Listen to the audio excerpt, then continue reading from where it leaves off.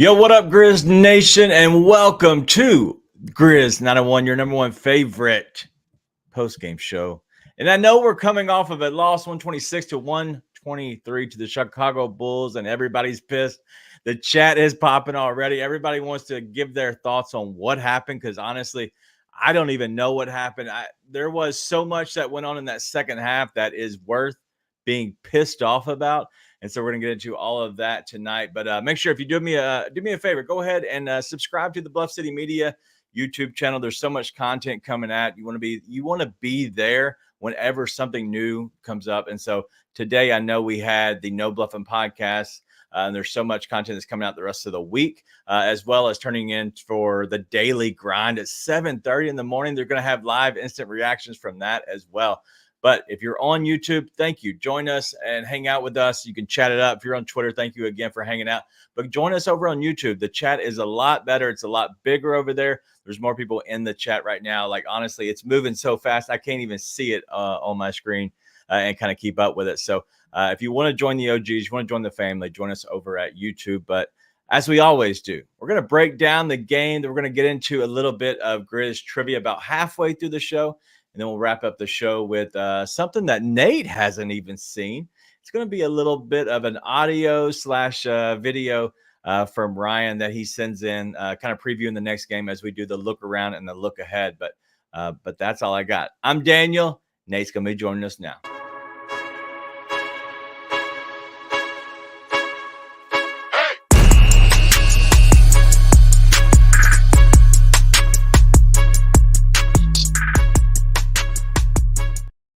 Yo, what up, Nate? What up?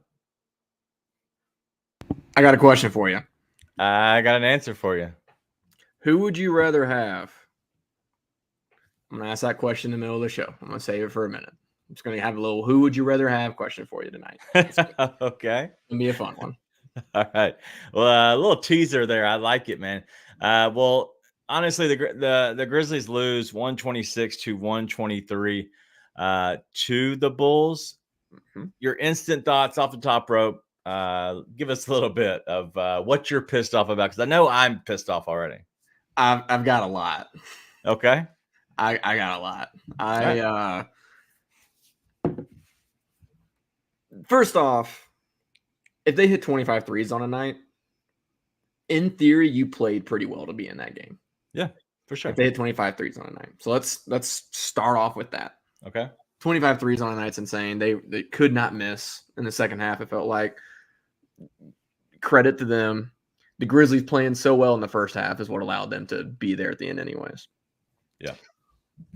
Jaren, do we know if Jaren's on a minutes restriction because of his hamstring? I don't know. I just saw that come over from Lloyd. Lloyd Gross. Lloyd, love that you're on Twitter. By all means, hang out. But if you want to see more interaction on YouTube, the chat is literally moving left and right over here. But I don't know if he's on a minute restriction, but he did just come back from a hamstring injury. Okay. I will give that one to TJ and the staff. Like, I wouldn't be playing him crazy minutes anyway. That's not the reason the Grizzlies lost. I'm going to assume he's on a minutes restriction. You're right. It's not the reason they lost. Jake getting 31 minutes is somewhat mind-boggling.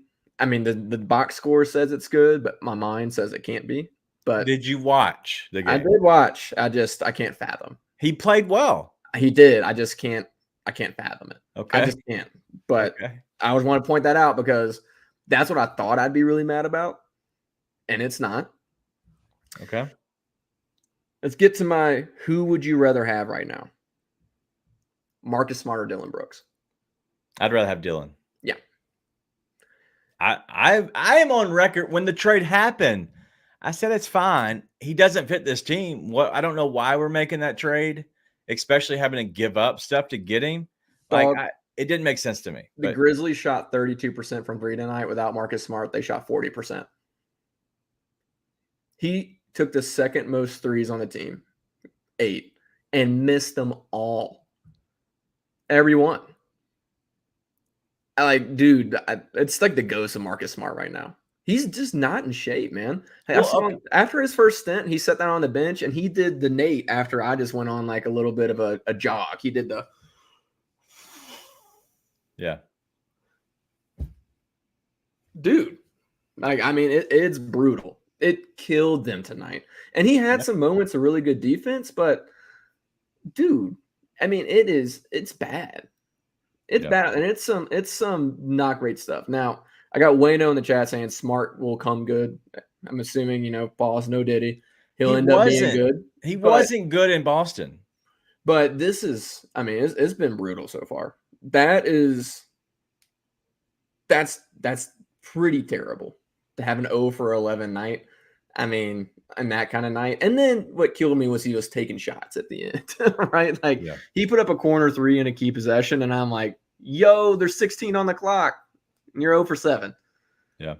And he did it anyways. But all right, there's plenty more. That's the main thing I watched, and I was like, dude, that can't happen. Goon, I appreciate the hustle, and I appreciate the shtick, the gimmick that you're living. Marcus Smart he's just not good. And I know, listen, I've heard Chris Vernon and I heard other people kind of give him a pass. Okay. I don't care. I don't care that you had a baby in the offseason. I don't care that your former team won a championship in the offseason when you were sitting at the house because the Grizzlies had an unhealthy season. I don't care. I don't care the fact that you're literally just like you're coming to the Grizzlies out of shape. That's what I care about. So if you really want to be honest with yourself, is you're not being a true professional. You're talking about a true professional that wants to show up out of shape and wants to show up to a team that he's supposed to be the veteran leader, and he's the one out of shape. He's the one that can't get his body right. Like, that is our veteran leader. That's our leader on this team. And that's how people want to mold themselves after Marcus Smart. They want Ja to mold himself a little after Marcus Smart. Listen to Marcus Smart, because Marcus Smart is wise. Marcus Smart's been there. Marcus Smart knows what he's doing. Marcus Smart has never won a championship. Marcus Smart showed up to the team out of shape. He didn't have an injury that kept his belly flab from being there. No, he had a finger. He had a finger that was an issue. So you know what? If we're getting honest with ourselves, buddy, if you're the veteran, be a veteran. Be a vet. Show up. This ain't it, man. And that's what really pisses me off is people want to give him the pass, and then they want to like dump on Jake. I do not like Jake. You obviously don't like Jake. We've talked about that so many times. But what hurts me is they still want to, like, on the timeline, all I see is Jake is trash. Jake is trash. Jake is trash. Jake played 31 minutes. He should not have played 31 minutes. I agree. But honestly, as a coach, when you're having to play a guy who's out of shape and he's not playing well, and he's your vet, and you're like, man, I kind of got to go away from him somehow, some way. Let me try to find something that works. And you have to rely on Jake, honestly. It pisses me off that Marcus Smart gets the pass because he played with Boston. He played with better players that when he left, they won a championship. Why does he get the pass? Show up, be a vet, and actually be a true professional. Well, let's talk about the last thing, which is defense. Actually, I got one mini thing after that. But, dude, you can't get beat on the same dribble penetration, kick out, swing to a 3 for a full half. Like, you never make the adjustment. And listen, that's one that I don't think is on Taylor. That's like, at what point are you going to wake up and start playing defense? Well, so on that, I watched that and I was like, it's chaos on the defensive end. What was happening is, and I don't want to completely just shit on Marcus Smart. The time that it stuck out to me so much was when Marcus missed another 3-pointer, and he overplayed his man trying to go for the steal because he just missed his 19th free throw or 3-pointer. So he tried to overplay and get the steal. What happens then? It's a chase game, right? You kick to the open man. That guy goes and tries to help off his guy to go guard that guy. Then they swing it again, and then so it's just like a chase game. Well, that was happening a lot with Scottie Pippen Jr. and Marcus Smart and other guys that were kind of trying to go for the steal. Well, and it's just a lack of focus. Let's call it, because what happened during the Magic game and the first half of this game, the guys came out like completely locked in with a different energy. And then they pulled, I'm an LSU fan. They pulled an LSU, which is they thought they had the game won and they were just going to cruise. And then they just quit locking in on defense. Like, oh, we got it going on offense, so we're going to be fine. but the energy was gone, the focus was gone, and so guys who are guarding Kobe White or Zach LaVine would collapse to the paint, and it's like, dude, just give up the 2. Yeah, just give up the 2. If you give up the 2s on every one of those possessions, you win the game. right. But they kept making the same mistake over and over again. So this team, it's been a while since they were good at playing a full 48, and so far they've really only done it for 1 game. Yeah, maybe 2 if you count the Jazz game, but it didn't feel like a full 48. I was there, so that's pretty atrocious, and that's on the players, right? Taylor can't lock in for the players, but I'd see Yuki for that. I mean, honestly, when he gets in these games, if that's going to be this Marcus Smart we're getting until he gets into shape, I just send B Wells. Truly, it's brutal. BC, I just want to throw a little thing in there on BC because it's hard to miss. He just looks off. Well, honestly, I still am giving him more time with Jaren. Like I said, I would do that, and I'm committing to that. Yeah, doesn't look good. Doesn't look right. Well, honestly, I thought BC played the best game he's played all year. I did too, but it still looks off. No, I agree. It just doesn't look great. And then the one thing I do have to say, because I know a lot of people are hating on Taylor. Listen, Taylor can't defend the 3-point line. He honestly even defend 3-point line. Going 25 for 43 is pretty nuts. Yeah. Taylor's not the reason they lost that game. Dude, the end of that third quarter, you and me were arguing about this before we even got on here. True. Because you said they only played for minute 7. No, you were not right. And as a matter of fact, chat, let's see who is right on this. Come in here. Let us know who you agree with on this. Okay. It's kind of a not fair question because a lot of people just want to hate on Taylor regardless. But still, let us know. At the end of that quarter, they're up by, I think, 13 or 14, right? With like 3-ish minutes left to play. And I'm sitting there, and it's going into the final minutes of a quarter. I say what I guess every Grizzlies fan on planet Earth, other than Taylor and you, said, which is extend the lead at the end of the quarter. Win the last minutes of the quarter. Win these last minutes of the quarter. Don't let them get back into it. Go up to 20. Try and get to 20. Don't let them cut it to single digits.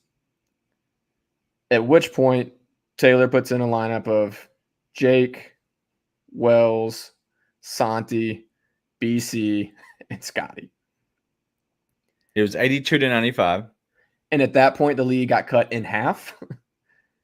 And the Bulls got all the momentum on their side. Then it was only for a minute 7. But that minute 7 completely flipped where that momentum was going. Dude, it could have gone either way. I agree. But either way. That's just right. It's a small thing. And again, I'm not sitting here saying Taylor is the reason that they lost that game. But dude, it's small things like that can flip a game. And it just can. Like, why not stick with Bane or Jaren out there? Dude. Why? It was 82-95. And he takes out whoever and puts in that 5 that you said, right? He put in a couple guys. He then puts in 2 starters, Marcus Smart, who I think is not good, but he put in Jaren. Okay. Smart. Right. And it was 87-95. So don't get me wrong. That's 5 points. I don't love that it was 5 points, right? That they gave up in that minute 7.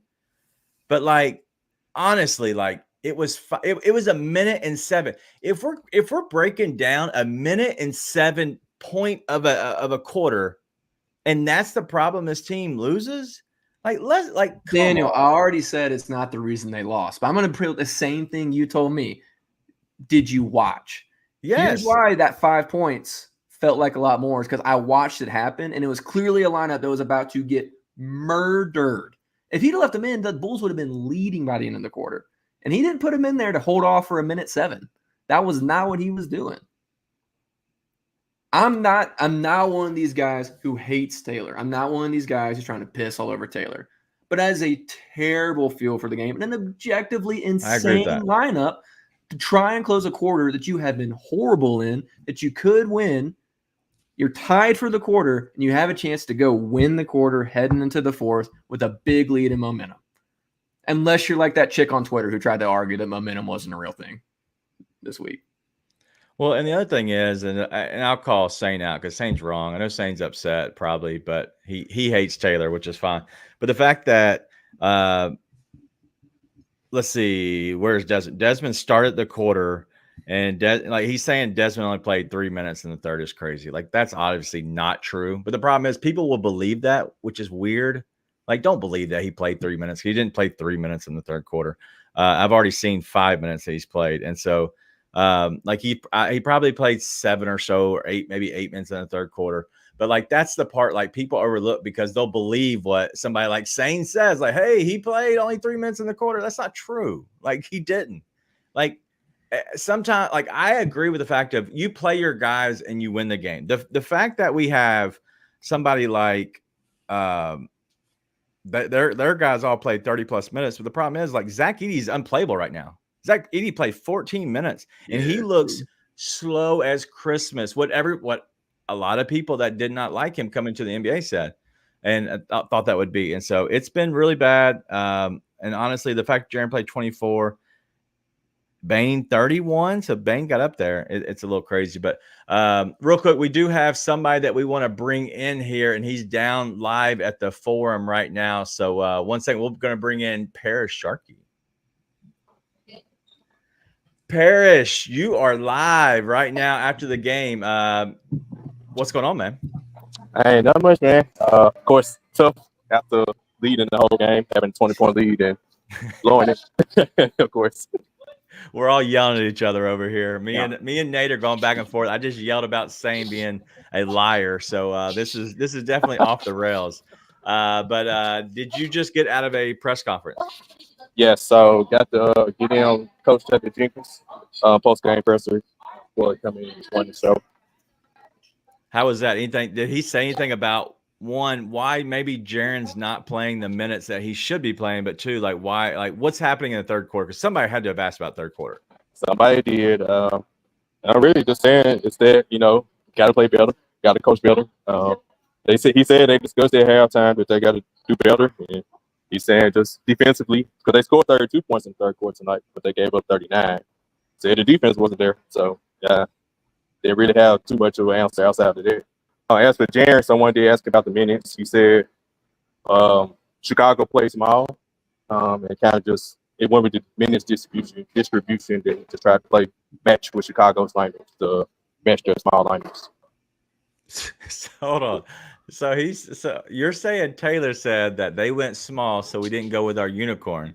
Like that's what you're saying. He said, correct? Something along those lines. Yeah. Wow. He didn't mention the interview at all. Gotcha. Anything come out of that at all that was interesting other than maybe the Jaren stuff or the third quarter stuff? Not really. He seemed really ticked off and frustrated about the defense. He was really disappointed in how they played defense tonight. So, okay, you say offensively they scored 123, 37, 6, 60 rebounds. He did mention about the offense rebound they gave up late in the game. Which they gave up 3 big ones to my count in the fourth quarter. So he did mention one of them. That nearly pretty much cost them the game. Their last offensive rebound that they gave them. Yeah. Nate, what you got? So did he say anything about trying to keep Jaren on like a minutes restriction or anything like that? Or he just said they were trying to match lineups and that was the reason? He said match lineups. Now, I'm not going to act like I remember every single thing he said, but I don't recall anything about minutes restrictions. Okay. That's about Jaren. All right. Because the answer with that is going to determine the direction the show went after you got off. So that's why I wanted to ask. I don't want to get in trouble there. He did say that I forgot, but I don't recall hearing anything about minutes restrictions. Sorry, I'll scour Twitter to make sure I don't say anything too crazy. Yeah, definitely. But no, I mean, I would be interested to know if he had anything to say about the minutes with Edey tonight as well, or was that just going to be the same thing? That went in the same. It was basically in the same. The question was asked about Jaren, and he mentioned Edey as well. Okay, so that makes sense. In the same answer. Okay, well, that's about me. I'd be frustrated with the defense too. I mean, that's honestly what I expect Taylor to say. Is I hated the defense. I would not expect him to say trying to match, and that's why we don't play Jaren. But we'll dig into that a little bit later. I know you got to go. You got to run to the player interviews. So 2 minutes. Yep. If I told you the Grizzlies shot 11 more field goals, and I told you that they out-rebounded the Bulls by 10, and I even said that the Grizzlies scored 70 paint points to the Bulls 36 paint points. Would it shock you that the Grizzlies lost? Yes. And including it, they had 37 assists to only how many turnovers? I saw that. So only 10 turnovers. 10 turnovers, yep. You can't make this up. And they took 111 shots. That's crazy. That's wild. Game. Who are you? But the 3-point shooter in Chicago, they shot 25 and 53 from 3. Yep.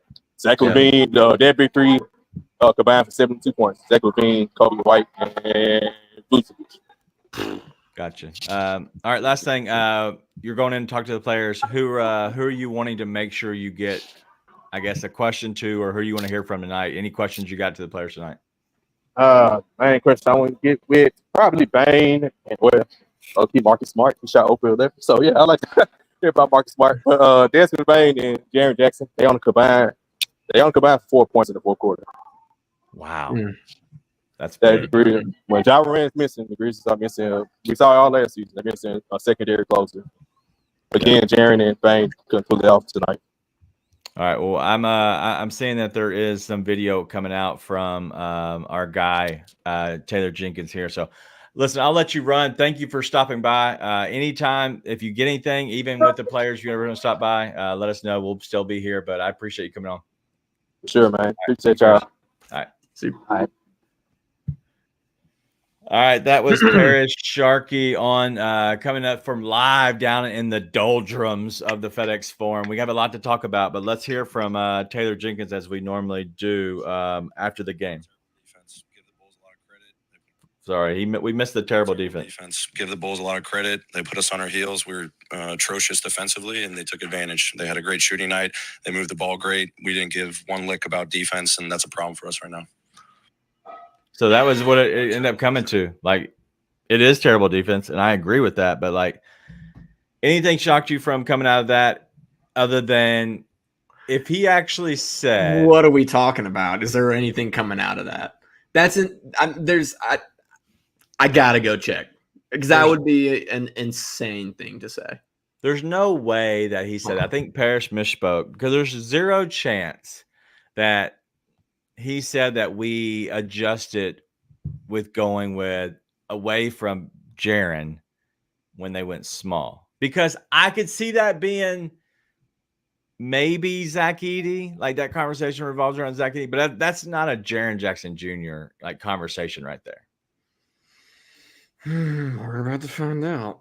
I'm looking. I'm going to find some stuff. That would be crazy. All right, so let's get through a little bit of the questions and any comments to what's going on. If you had to kind of think who was the best player tonight, I have made my decision that we're not going to have a Grizz #1 player of the game when we lose. It's like getting a participation trophy, and I'm not down with it, so I'm not going to do it. I'm not going to make a graphic for a participation trophy / best player of the game, but it was Desmond Bane. Desmond Bane played the best tonight. He looked incredible, and he was shooting well. Does his play tonight, did it surprise you with how well he looked when there wasn't a Ja? Like, because the Grizzlies started without a true point guard, right? Because the Grizzlies started Santi in place of Ja, which made them a lot bigger, which moves Santi to the 3 initially and goes Smart Bane to start. No, Dez is awesome. Okay. Dez is awesome. I'm sorry. That was awesome. Dez is awesome. So, dude is an all-star caliber player, and so it's not surprising to see him play really, really well. But, I mean, again, the surprising thing is the Jaren minutes. That I'd say that's a surprising thing because Smart was the Smart thing's not surprising given what we've seen the first few games. It's just frustrating. But no, Dez playing really well is not crazy at all. Yep. I did look, and DeMichael said that Taylor did mention trying to build Jaren back up, and there's a couple of times he's trying to get players back in the game. The defense couldn't get stops, but that's what also timeouts are for. Yeah, no, for sure. And honestly, the Grizzlies, they have to get away from the 11. Like, what's your thoughts on that? Because I have mine, but they're playing 11 players right now. Is that what they played tonight as well? Because I know we added Jaren. Well, but then we took away some. So Here's the problem: he'll play 12 once It's just Jaw's 10. back, and 13 once Jitty's back. it's just 10 tonight because there's no Jaw, and Jitty was already out, so there's no Jaw or Jitty tonight. So He'd play That's where you get 11 if Jaw's back, and 12 if Contrar was back. well, the thing is, what's irritating is the fact that he has to play Scottie Pippen Jr. because Marcus Smart isn't good. Well, Like Scotty's not been bad. No, but you have to play Scotty, who's going to make some dumb decisions. He's going to make some good decisions. He's going to find guys.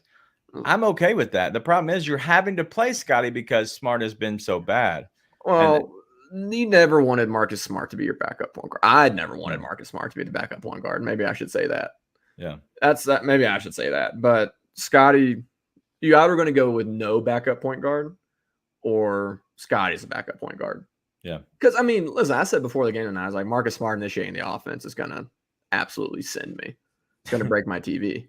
Yeah. And, I mean, he didn't, right? So you got Scotty doing that. But it's been fine with Scotty. It's just one of those where it's like when you have Laravia and Wells, it sort of feels like that's going to make a decision until you get these other guys back. Yeah. And maybe it's one of those hot hand type things, but I mean, personally, I just think Wells has potential to be a true rotation player. And Laravia, I am being positive about this. Mm-hmm. I think Laravia has come miles from where he was to start last year. Yeah. And I still think it's last guy off the bench type of player. Gotcha. Okay. You know, No, I agree. So I'm like, you got to make a decision there, but 12 guys, there's just no reason to play 12 guys. Right. The argument is we're figuring out our rotation, and I'm like, okay, well, maybe I'm wrong, but I don't feel like championship contenders come into the season trying to figure out what guys are going to play this year. Right. Well, you know? And if you go ahead. I was going to say, this is the type of thing that I think drives people crazy about Taylor that I think is fair. I think that's fair. It's because the argument also would be, okay, what's going to happen when Luke and Vince and Gigi get back is, okay, these decisions have to be made. Is anyone convinced we're going to go away from 10, 11, 12-man rotations once those guys are back? I'm not. I think we'll always be 10-man. I think we'll always be 10-man. Maybe. But I would imagine he still goes 11, 12. And a lot of times you could just go 9. Yes, dude. Conchar will get minutes. Jake will sneak minutes. Conchar will not get minutes. It'll happen. I'm just telling you, you're going to look up and you're going to have 11, 12 guys playing on a night. That is not true. And we're going to be sitting here having this conversation, and we're going to say why. And someone's going to say foul trouble for this guy, or this happened with this guy. And it's like, you don't have to bring those other guys in. You can just adjust the rotation for the night, and not add guys to the rotation. Mark my words, we will be having this conversation, healthy or not, 30, 40 games in the season. They're not the only reason they're playing the 11 guys is he's trying to get BC minutes because BC has been garbage. Like, that's the problem. And honestly, BC looked better tonight. Still, BC should not be playing. In general, he should not be. But the problem is, if you look at the minutes distribution, it's been BC getting 10, maybe 12 minutes, and then everybody else playing more. Plus, they've had 6. They're going to have 6 games in 9 days, right? After that, I think that they're going to get away from the 11 and 12th guy. I don't think so. I think we'll have this conversation with the full what we expect to be the roster healthy. I think we'll have the same conversation. That's crazy. And then that's what Ryan is saying as well. Like, you have to play the 10-12 to play this style. I don't believe that. There's no way that you play with 10 and 12 guys. They don't have 10 or 12 good enough players to play that on a consistent basis, which I think the regular season is a little overrated just in general.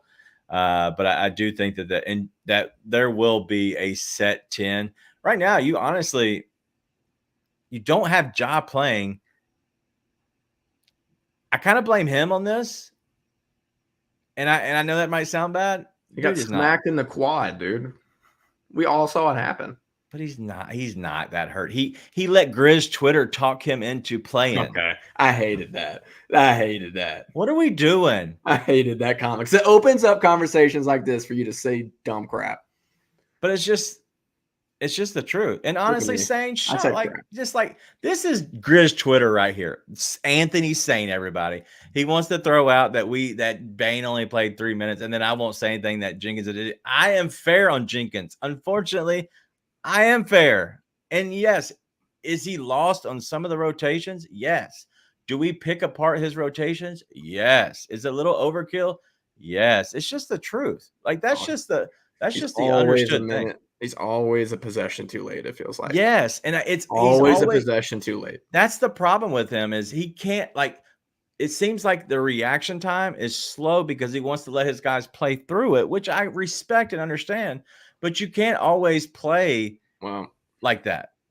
And do you want to let your guys play through it, or do you want to win basketball games? I agree. But the problem is like we don't have enough healthy guys right now to really just rock to do that. And that's the thing that I'm kind of like fighting. You're fighting both sides. Is I would hate to play Jake LaRavia. Jake LaRavia looked good tonight. That's the unfortunate part. He was far from the worst guy on the floor tonight. We traded for a first round pick for a guy in Marcus Smart who showed up as a vet to camp out of shape and has been one of the worst guys on the team this whole year. But that's the thing that gets lost in the sauce is whatever. We lost to the Bulls. No shit, Sherlock. I get it. But come on. What do you I get it. Some of the coaches, but let's throw some shade at the players too.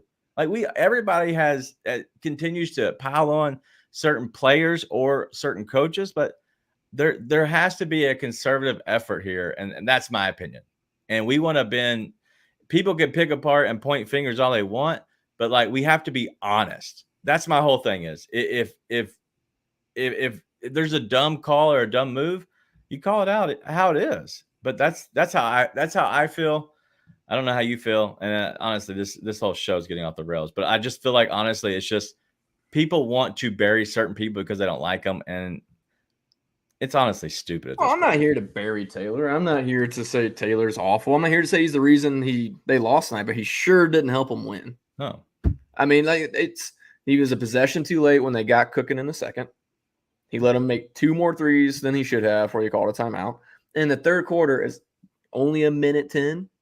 That minute 10. Minute 7. Whatever. Minute 7. It could have been a minute. It could have been 30 seconds. Because that's how fast they scored 5 points on that lineup. And went on a run. It was trash, and it completely flipped where that quarter could have gone, where the game could have gone. That was terrible. Defense was terrible all night. Marcus Smart going 0 for 11 is ungodly. And taking shots in crunch time is somewhat unfathomable. I mean, it was brutal all night. And if the Jaren thing is anything other than he's on a restriction because we have to limit his minutes, then that is, absurd. It's absurd. It's absurd. And I don't know. 24 minutes is a weird minute restriction. So I doubt that that's what it is. Maybe it's 25. They couldn't quite get him in on time because he waited 2 possessions to use his timeout. Yeah, it's definitely weird, and I agree. The only issue is you're trying to find people that are good. We've already picked out Smart and BC are struggling. That's 2 of your 10, right? And you have to play 5. So then you have 3 other guys that are you're trying to find out rotations, and you have to play the other ones. It's tough. Honestly, they literally took their foot off the gas and got caught. And that's what it all comes down to. It wasn't necessarily the third quarter. If you look at the lines, honestly, it was looking at the third quarter, everybody's pointing back to the third quarter, and they got beat by 7 points. But they were up by 10 up 10 after the first, up by 14 at halftime. And then you lose that third quarter by 7, and you lose the fourth quarter by 10. That's what it comes down to, is you could not finish the game. And once they got the momentum, it was done. And then you handed to them 100%. Well, and here's one of the biggest things too, and this is what happens when you have a season like last year, is so much of this is carryover from last year. Yeah. Because it was such a trash year, and then all this stuff kept happening, and everybody who decided who they're going to blame, which is waiting for this year, to find a way to blame him, which is Taylor. And listen, I'll be honest, when I hear stuff like that Taylor press conference, I'm like, dude, whatever. Like spare me. The defense was atrocious. We didn't give a lick about defense. I'm like, spare me, dude. Obviously didn't give a lick about defense. I don't need your fired up press conference 4 games into the year when the team that it is your job to prepare and to get locked in and focused wasn't locked in and focused. Yeah. So part of me is like, listen, it's game whatever out of 82. Our roster is like halfway depleted, even though we got Jaren and Dez back. Yada, yada. The other part of me is like, dude, I don't want to see these same trends 4 games into this year. Like, are you going to decide that your goal is to make a playoff run, win a championship from the get-go? Or are you going to piss around until you get to February, January and decide, hey, actually, let's push for a run now? Because all this, hey, we're going to like hold off. We don't want to burn the guys out. We don't want to do this. You don't have to Tom Thibodeau them and play him for 48 minutes straight, a la Josh Hart. You can still play him 30-plus minutes and run your guys and like go act like you want to win games every night and set the tone of what team you want to be. Otherwise, you're not trying to win a championship. Yeah. Like, it's like, miss me with that. And there's the last thing I want to talk about is something that's a little bit separate from that, but not entirely separate from that. But I mean, what are your thoughts? I don't agree with we're not going to be playing our guys. And we're going to sit here and we're going to try and figure things out at the beginning of the year. What do you mean by that? Like, Ja has yet to play 30 minutes in a game. Yeah. I think this is the first time Dez has played 30 minutes in a game. Jaren, maybe he's on a minute restriction, but like I said, I don't think 24 minutes is a minute restriction. Like, it feels like you're sitting here trying to toy with things and figure them out, which sometimes if your your roster's completely just barren, you have to do. Yeah. But the roster isn't that depleted right now. It's not that broken. So I don't think we should be sitting here just trying to like figure things out for the sake of figuring it out. That's what a developing team does. That's what a team who's trying to figure out who it is does. Yeah. If you're trying to figure out who you are, not because the season's forcing you to. There's championship teams where the season forces you to figure out who you are and you find your identity and then you take off. Correct. That's not what this is. This is we're just figuring it out because we want to see what we have. If that's the way you're going to play this season, you're not setting the tone to go win. Yeah. Yeah, no, I agree. And this is what Timo's saying. Like, these guys are too young to be limiting minutes. I agree. That's my biggest thing. The fact that Ja didn't play tonight, I know that's probably the wrong thing to say because I don't know how injured he is. It is 6 games in 9 days. I think they were trying to steal a game. In my opinion, I think they were trying to steal a game and say, hey, we rest him now because he is having a little bit of tightness in his quad, and we want to be safe rather than sorry. And you know what? Let's set him now. It gets him a 3 days rest. If you think about it, a 3 full like calendar day rest. And then you have a back-to-back. He plays both of those back-to-back. Like, I agree with that. That's smart. The rest of this stuff, the playing the 11 guys stuff is garbage. The only reason I give it a pass right now is because there has been some health issue guys. BC has not been good, so they're trying to work him in if they can. They want to still try to give him minutes, and there's 6 games in 9 days. Other than that, not playing your other guys 28 to 34 minutes, that's where it gets me. Because if you want anybody to know this offense, if you want this offense to look good, trust your better players. If you trust your better players and you give them the minutes, then I think that you'll have your offense, I guess, looking and going a lot better. I just don't know why. And I don't know why we don't play our style of basketball and just say, F it. Like, we're going to play our style and you have to adjust to us. I feel like we're adjusting again to them. And that's been a flaw of Jenkins. Jenkins wants to adjust to the other team instead of just standing firm on what we want to do. And that's where I don't love. Yeah, that's sure. A lame mindset. 100%. But, and I hear what you're saying about trying to steal a game, but it's a trend. That is a trend of 100%. What they do. That's not just, okay, we're trying to steal a game. It's, okay, we're going to try and make sure we don't get too much wear and tear on our guys. But I'm just like, dude, you're not old. Not everyone's Marcus Smart's age. You're not playing Mike Conley in year whatever he's in.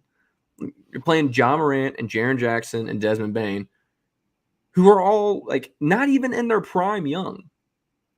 Like, just go play basketball. Like sometimes like we're trying to solve this puzzle, we're trying to fit all this in, Yeah. and we're trying to like play like all this long game. And sometimes the game is just go win basketball games. Yeah. Like what? Like it's you don't have to overcomplicate it. No. And I don't understand And it. we I know it. overcomplicate it. Like I know that it is a new offense. I get that part, and there is going to be games where you don't look good, games you don't look bad as you pop another bottle. But Need it. the thing is, you were up 20 in this game, but you were playing with momentum, and you were playing with your style of basketball, and then we got away from it. And Well, it is what it is. it's the same thing though. It's the same thing, and that's what drove me crazy about that third quarter decision. But it's the same thing. You're trying to like play this puzzle and play this chess match instead of just saying, "Hey, Jaren, Dez, go get in there and put their foot on their throats in this game." Okay. Like sometimes it's as simple as go beat them. Instead, you're trying to like buy a couple minutes with this lineup that you know is. But every team does that. Yeah, and it's always ass. And every fan base gets mad because it's ass.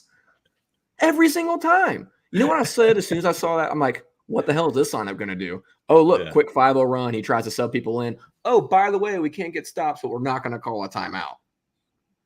And that's why we can't get our guys in. I would like to look at the lineups and see what it looks like, because I do think that there are some weird lineups there, but honestly, I'm just looking at it in general. It's not as bad as what it seems sometimes, but it does seem like it's terrible. Oh, it ain't last year. It ain't last year where Jacob Gilliard is going to be the star of the game. Like like that can't carry over. And listen, I know, like, I'm not trying to overreact. The reason, like, is we're not doing this because we lost game 4 out of game 8. No, I care on a less. night where they shot 25 for 53 from 3. Right. There's some insane circumstances on this. The problem is we know the trends. We've been following this team, and some things look like they're exactly the same as what's absolutely bit them in the ass. And honestly, like this Black Ninja just saying, it's like it is the NBA. Like that Bulls team has looked good. They've beaten Milwaukee this year. Like they have looked pretty good, and they shot really well. Like to the credit of them, but also the Grizzlies just allowing them to not be good. As Mr. Unlimited just fumbles late into the Monday Night Football. Think about it. But D'Angelo's saying, like, you can't give up 25 threes. I was trying to see if there's another one I was looking at. But you know what? It is what it is. Like, we knew going into this game it was going to be an issue, like, overall. And so you can't give up you can't give up 39 points in a quarter, first of all. As Gary Ness is saying, but you also can't give up that many threes. Like, in the end of the day, I agree with Jenkins on the defensive stuff. It was bad, but it was bad because it was overplaying, going for the steal too much, which was causing chaos on the back end. But then people want to use the excuse of, well, we didn't play Edey. I agree. Maybe you go with him and punish the other team for playing small. And then maybe you work it out that way. But honestly, we went the other direction. And I think that's what got us caught, is we tried to play their style instead of just going ahead. You know what? We're going to play our style, because they obviously wasn't going to affect their 3-point shooting. So, I do want to get to the Edey thing. I want to talk about that in just a minute. But again, all that, you're going to have nights where you get caught. You're going to have nights where the team goes insane in the second half from deep. Like that. That's what's going to happen. And I don't want people to think we're crashing out over that stuff on a game that a lot of things went wrong for you in the second half. Again, it's just some things are happening that have been happening. Yeah. And you just can't keep doing that. Right. Yeah. And just like you're saying, like the whole reason you bring Edey on, you don't bring Edey on to close these games. Right. You don't bring Edey on because you want him to close these games to be an all-star. You bring him on so you can dictate the flow of the game.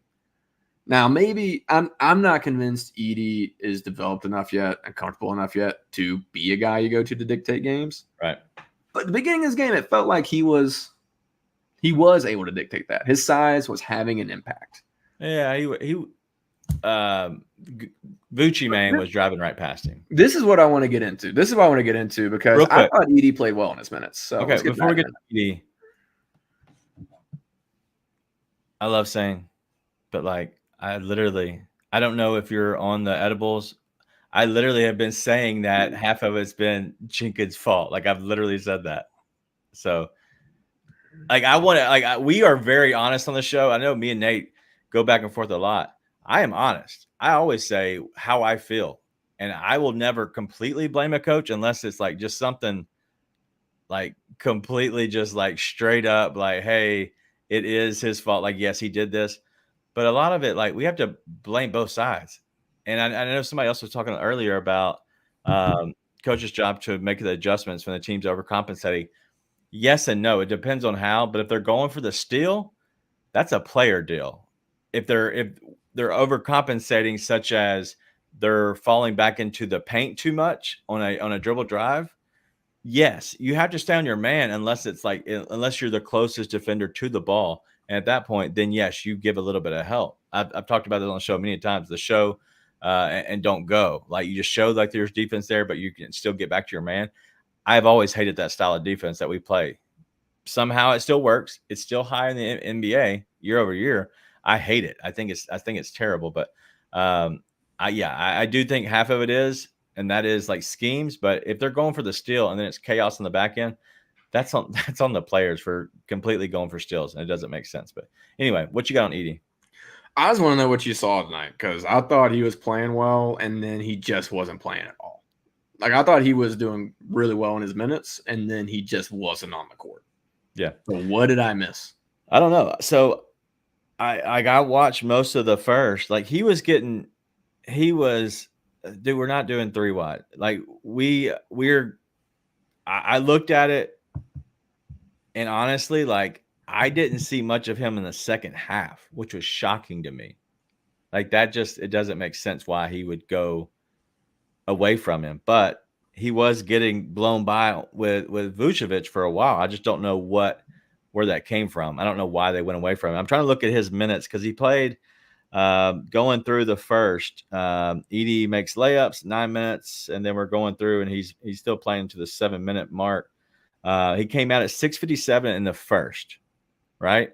Okay, so 6:57 and 12, right? That's 5 minutes. He played 14. So he played the first 5 minutes of the game. 9 minutes after that. Did he play in the second half? I mean, for real, dude disappeared. And he got like quote unquote blown by, but he was able to get back and use his length on him, dude. Like I remember the play Ryan said, and I was like, he got back on him though. I mean, was disrupting in the paint. There's a certain point where I think you maybe let them play him off the floor, but Right. It felt like they just kind of went away from him tonight. I think they went away from him. I don't think he got played off. I think they just decided, hey, we're going to match up here. Yeah. Like that's what I think it was more of, is because I'm still looking into the second quarter right now, and I still have not seen Zach Edey minutes into the second quarter. Here we go. Zach Edey comes back in the 7:40 mark in the second. So he played from 7:40, and they were up by 20 at that point, right? They were up by 20, 24-44, and Zach Edey came in at 7:43. And looking through here, he had a 2-foot shot. He had a rebound. And what did I say, 7:43? I don't see him go away from him. He's still 3 minutes still in the game. I don't know. I know this is terrible content, but like I just don't understand where they went away from him. We talk about dictating the game. I'm not going to sit here and act like Edey is prime Shaquille O'Neal, right? It's not like, hey, we're going to put our big guy in and make you match up. And he's like, we can super count on that or anything. He's a rookie who has looked really good. And I won't say really, he's looked good and he's looked really bad in some moments. At the same time, I'm like, he looks like he was playing well. I don't understand just going away from him. Right. Unless they play him off the court, right? If they start playing him off the court, then you got to do what you got to do. But didn't feel like that was happening. And honestly, I mean, what was he going to do? Defend the 3-point line worse? Yeah.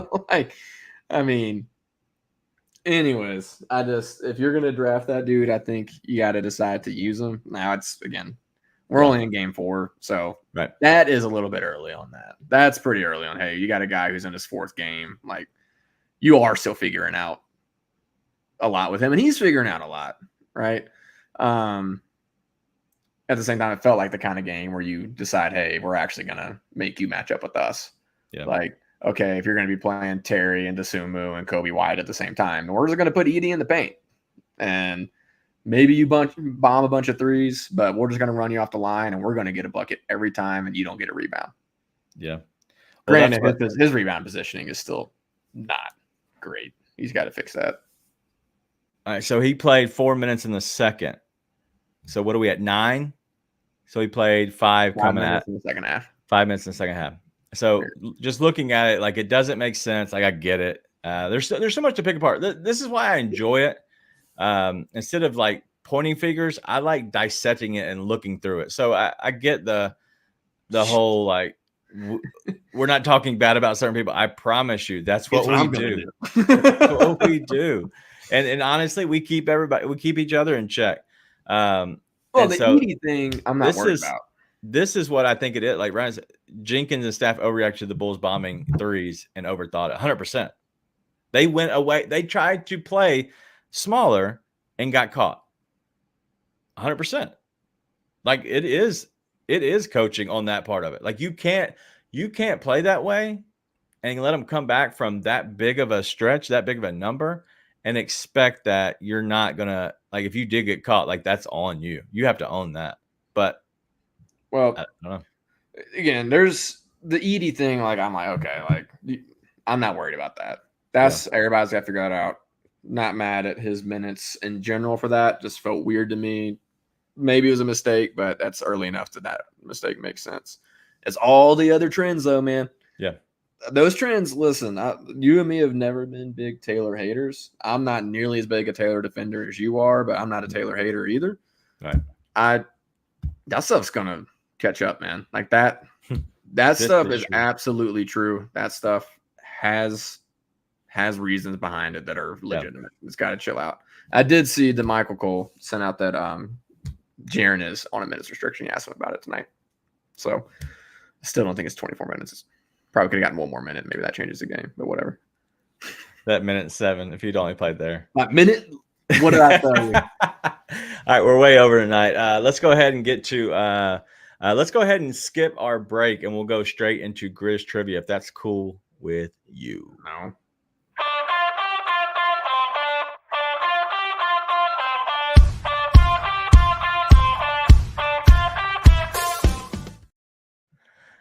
Nate, come on my show tomorrow, bro. Sane wants you on his show. On Sane show? Yeah. I don't know what time this show is. See if I can move some meetings around. No, they record and then it comes out on Wednesday. Oh, okay. I can probably do that. That's thing. Don't think I can make it in studio. I don't think you're gonna get to the studio. All right, let's get to looking at the Grizz trivia question. So, as of right now, Grizzlies are 2-2. Should be 3-1. The Grizzlies are 2-2, which is pretty much in the middle of, I'd say, everybody. Like they're very, very mid. But there are 3 teams that are 0 on the season. One team is 0-2, one team's 0-3, and one team's 0-4. Can you name those 3 teams? Pistons? Pistons is 1. They are 0-4. They're the only 0-4 team. Oh, let's see. I think the Hawks got to win. The Memphis Tigers, Charlie Vine says. He's a big UAB fan. That checks out. Oh. This doesn't seem like it should be true, but I'm going to guess it. Nuggets. The Nuggets won tonight, so they are not. They're now 1-2. So the Nuggets beat. Trick question. Exactly. Not teams that played tonight. The Nuggets beat the Raptors 127-125 in overtime. Raptors. Let me go back to my standings. I don't think so. Toronto Raptors are 1-3. There is one team playing currently right now that does not have the win. That gave one way, Jazz. The Jazz are 0-3. Okay. The Jazz are still currently playing, or they're done? The That Jazz are team- done. They lost to the Mavericks 110-102. Yeah, that team's gonna lose a lot of basketball games. How many I got left? One. Yeah, one more left. And there's playing now, which means West Coast. Phoenix beat the Clippers the other night. Golden State. Nope. Golden State is 2-1. That's unfortunate. LA teams have won. I love Charlie. 0-2, 0-3, not a team. Seattle Supersonics. But Ronnie James's career stats. That is funny. No, that's Portland is not one. They're Black Ninja DJ. Portland got a win the other day, or it might have been today. They're 1-2 now.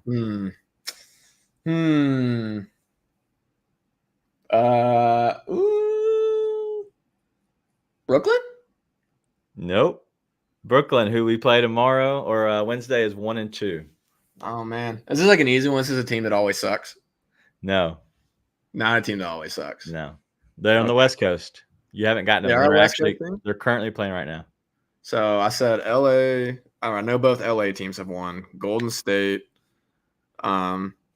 You Sacramento. hate on them. I thought you'd get that one first. Sacramento. No, I watched them play the Wolves the other night, and I remember thinking, "How did you blow that?" Actually, no, I know how they blew it. They decided to get DeMar DeRozan. DeMar DeRozan, who I like always liked DeMar DeRozan more than other people, but they're like, "Oh man, the Kings got a closer," and I'm like, "Oh yeah, let's take the ball out of the clutch player of the year's hands down the stretch." What are we doing for the same crappy mid-range shots that I'm always taking?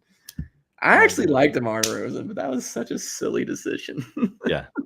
I didn't love that they didn't have somebody to stretch the floor, but it is what it is. All right. Let's go ahead and finish this game off before we kind of look to the next game. We're already way over our time. So what else do you have on tonight's game you want to hit on before we kind of move on? Not much, man.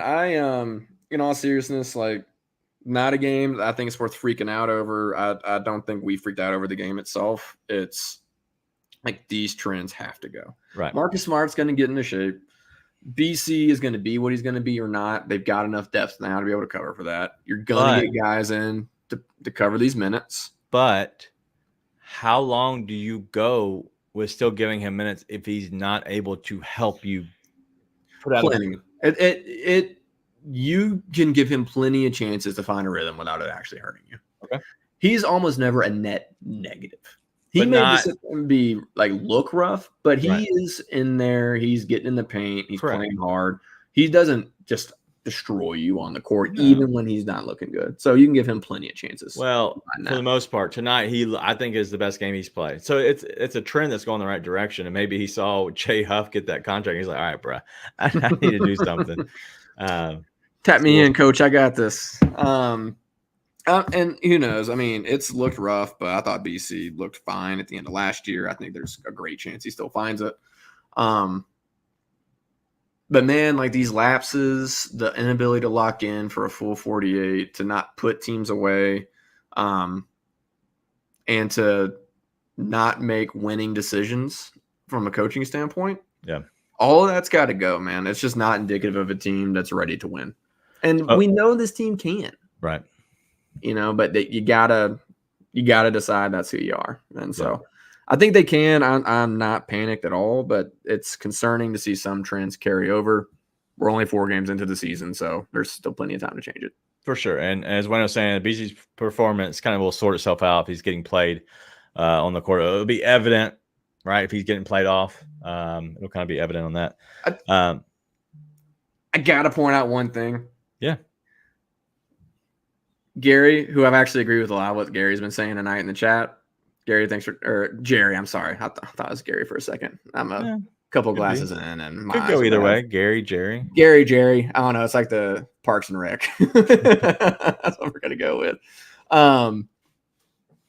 Again, we've criticized, or I at least think we've criticized Taylor tonight on that. Some will say we won't. At the same time, dude, like, it's not Taylor's. Like, Taylor's not the one that's running off the 3-point line every time and leaving Zach LaVine and Kobe wide open. Like, that was maybe it's his job to get those guys ready to do it, but dog.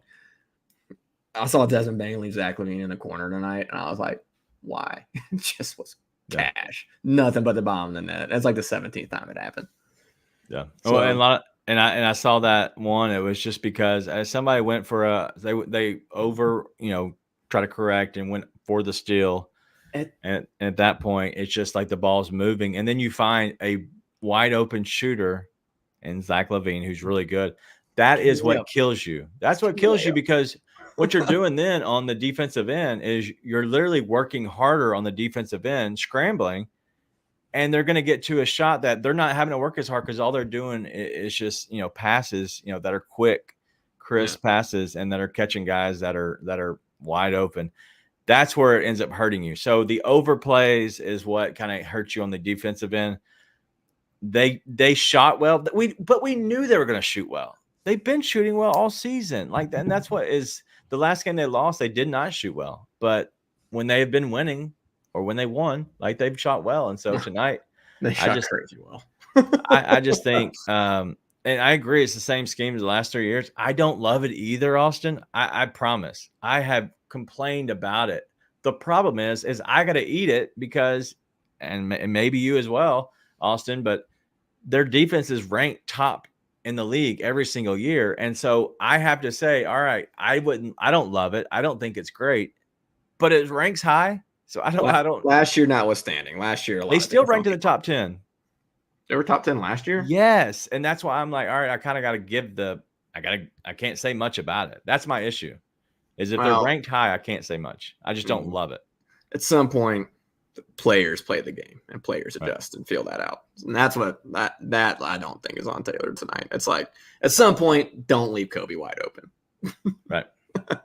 But I'm not crazy panicking. It's gross. It's a gross way to spend a Monday night.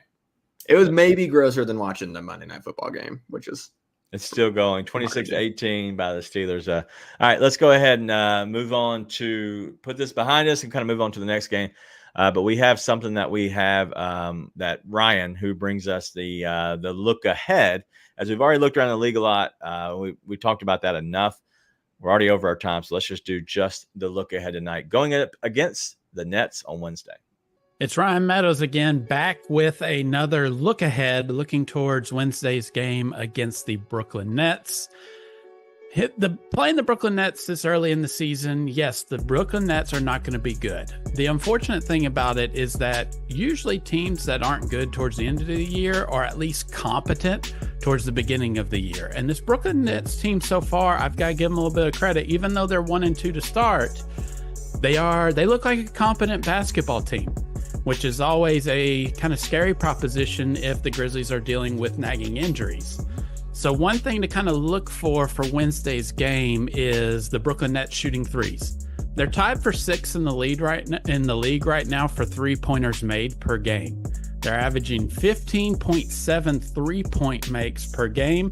They're also 9th in the NBA in 3-point attempts, shooting almost 41.7 threes per game. So yes, the Brooklyn Nets aren't a very good team. The Grizzlies should win these games, even if they are missing a couple players. But with competent teams early in the season and with the 3-point variance that the Nets are going to show, this is a game that could potentially be closer than we think. And we've seen so far already the Grizzlies have tended to give up leads a little bit.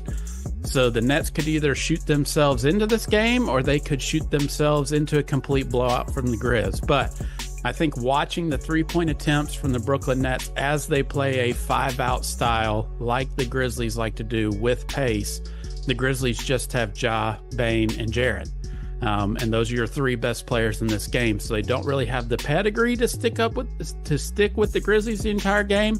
But the 3-point variance for a team that shoots a lot of them could make this a more interesting game than we would expect it to be. All right, that's another Ryan Meadows special. All right, so I don't think you heard it on the first episode. Second episode, I couldn't get it done because I was too busy, but we're doing these pretty often now as he's doing the look ahead. So he's talking about the Brooklyn Nets being a very, not very good, but a decent 3-point shooting team, which that killed us tonight. And then Charlie Vines is saying, would you take the over on Nets team total for threes? I don't even know what that might be, but I think that the Nets are going to, as Ryan was saying, and I looked at the stats as well, like it does make complete sense. If they're going to win the game, they're going to have to shoot really well from three, and they're going to have to make the game just like that. And I think that's true. But did you like the breakdown from Ryan? I tried to give a little bit of graphics in there, for some stats in there, but your thoughts? I don't think you love it. Like I like the parts I caught. Not gonna lie, I was sidetracked. I was checking on some other stuff. So I did like the parts I caught. You have no idea. Both you guys make me wish I could bet, but I can't unless it's Prize Picks, which, by the way, anyone who does Prize Picks, I'm not trying to hate. I do Prize Picks a ton for NFL. Do not do NBA Prize Picks unless you like have the algorithm, which I don't. It's impossible. It's impossible. NFL Prize Picks, thumbs up. All right, so real quick, let's spend a few, just 2 or 3 minutes talking about this, and then we want to, if you're okay, I want to talk about the tweet that we just both saw. No, I do not want to do that. Not even a little bit. All right, we're not going to do that. Bad decision. All right, we're not going to go there then. Yeah. All right. It's a bad call, Daniel. There's some interactions going on Twitter that we saw just recently that I have my comments about, and I know you probably do too. We're going to stay away from it a little bit. No, just no reason. No reason at all. All right, let's go to the Brooklyn Nets. They play at 7:00 on Wednesday night. Brooklyn comes to Memphis, and it's going to be a matchup where we get to see Zaire Williams again. Are you excited to see Zaire? Sure. I don't know. It's like I'm not excited to see him, but I'm not like excited. I'm indifferent. I'm indifferent towards this, unless he cooks us, in which case I'll be like, of course he does. Unless he cooks us. I hope he doesn't cook us. That would be bad. But I'm looking on here when they play a back-to-back. They play at home on Tuesday, and then they come and play the second half of the back-to-back against the Grizzlies. So that's obviously, you have the opportunity there to maybe catch a team that's a little tired. Maybe we'll see the King Meeks Zaire wrestle match. But that's exactly what I was thinking, and he said it right there. But we'll see that. I don't know if that's going to happen, but he will be here. King Mix, if you're interested, maybe you can get with him. But Claxton doesn't start for them anymore. I'm just seeing that as well. Claxton doesn't start for them anymore. Whatever. Ben Simmons, he said Ben Simmons ain't playing. If it's on a back-to-back, Ben Simmons is not playing for sure. Dude, that would be an interesting bet. Yeah. Based off the Grizzlies' 3-point defense, do you take the over 1/2 Ben Simmons threes just to see if it lands? Yeah. No, for sure. And I did hear somebody say they would trade Ben Simmons for Luke Kennard straight up.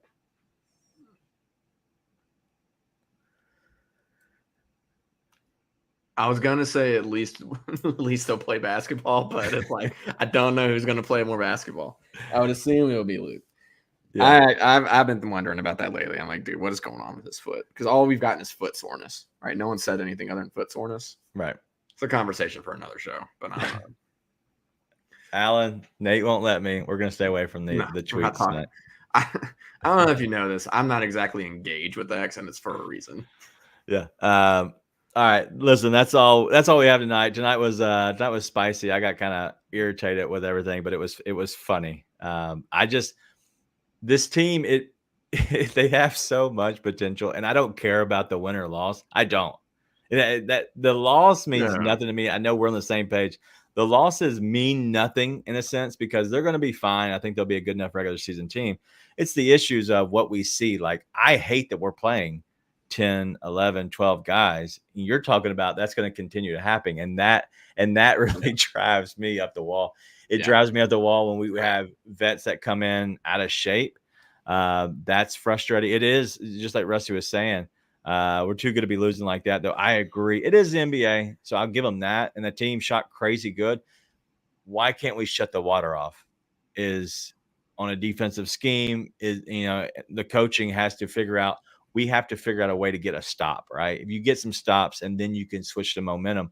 I don't think the in-game adjustments have been great this year. I really don't. I think they've been really bad for the most part. And so I'm not sure what's happening. And I don't know if it's, I guess the offense, the injuries, there's so much that's happening in this year. I don't want to, I don't understand why. And so it's very frustrating. So, but tonight it was an emotional show tonight. I thought it was fun. Emotional show tonight, from Wayno says. So, it was good. And it was fun. Me and Nate always have a good time. No. I knew you would. But that's all we have. Nate, do you have anything else before we get out of here? Nope. We'll see ya. I don't know what night. Wednesday night? Wednesday night. Probably not Thursday night. Wayno. Nice. I forgot about that already, but Wayne didn't. All right, that's all we got tonight. It's been a fun show, been an emotional show. It's been a good show. The Grizzlies lose, though, 126 to 123. They went over their number, which was crazy to me. That looked like a complete under early, and then Ja was out, and so I couldn't believe that actually happened. But that's it. That's all we got. We'll see you all Wednesday night. Be nice and tell your friends.